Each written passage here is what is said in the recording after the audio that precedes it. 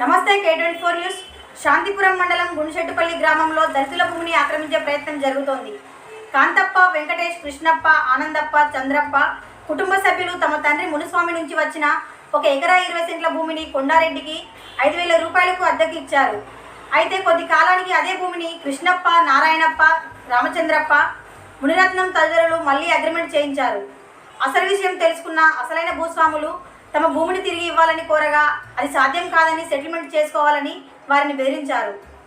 బాధితులు 2023లో కోర్టును ఆశ్రయించగా కోర్టు లేఖ వచ్చినా కూడా ఆక్రమణదారులు భూమిపై ఇళ్ల నిర్మాణాన్ని ప్రారంభించారు. ఈ అన్యాయంపై బాధితులు అధికారుల నుంచి తక్షణ జోక్యం కోరుతున్నారు. తమ భూమిని తిరిగి ఇచ్చేందుకు చర్యలు తీసుకోవాలని విజ్ఞప్తి చేస్తున్నారు.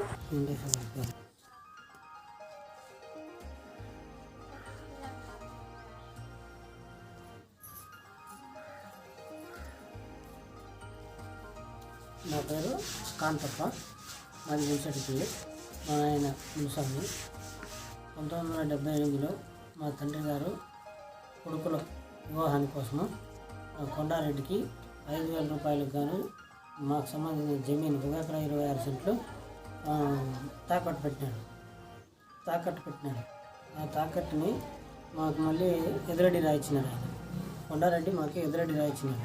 మేము 5,000 రూపాయలు ఎప్పుడైతే మేము ఇచ్చేస్తామో ఆ రోజు మాకు మళ్ళీ ఆ భూమిని రిజిస్ట్రేషన్ చేయించేస్తామని ఆ రోజు మాకు డాక్యుమెంట్లో రాయించినారు. కానీ మాకు తెలియకుండా ఆయన అమ్మేసినారు, వేరే వాళ్ళకి అమ్మేసినారు. వాళ్ళు 4 మందికి అమ్మేసి వాళ్ళు ఇంకొకరికి అమ్మేసినారు. ఇవి మేము పోయి తర్వాత మాకు సంబంధించిన ఆ డాక్యుమెంట్ దొరికిన తర్వాత పోయి మేము ఈ భూమి మాది తాకట్టు పెట్టినది, దీన్ని మాకు వదిలేయాలా అని మేము అడిగితే వాళ్ళు మీకు దీనికి సంబంధం లేదు, మేము వదిలేదు అని మా పైన దౌర్జన్యం చేసినారు. కాబట్టి మాకు ఈ విషయం పైన కోర్టుకు వెళ్ళాము. సెటిల్మెంట్ పిలిచినారు. సెటిల్మెంట్ పిలిచినాను 5 లక్షల వరకు ఇస్తాము అని చెప్పినారు. మాకు అవసరం లేదు, మాకు భూమే కావాలని మేము కోరగా తర్వాత వాళ్ళు ఒప్పుకోలేదు దానికి. మేము తర్వాత కోర్టుకు వేసినాము. కోర్టు నుండి వాళ్ళకి నోటీసులు పంపించినాము. నోటీసులు పంపించిన తర్వాత కూడా ఎంఆర్ఓ గారికి కూడా నోటీసు పంపించారు. ఎంఆర్ఓ గారు డిస్ప్యూట్లో పెట్టిన ఈ నెంబర్ని ఆయన వాళ్ళు 2 సంవత్సరాలు సైలెంట్గా ఉండిపోయి తర్వాత వాళ్ళు మాకు 1B అడంగులంతా పాస్బుక్లంతా రెడీ చేసుకొని ఇప్పుడు మాది అని చెప్పి దౌర్జన్యం చేస్తాము. వాళ్ళ పాస్బుక్లోనే 1Bలు అంతా రెడీ చేసుకున్నారు. ఆ 1B నందు కూడా ఆనువంశికమని వస్తున్నది.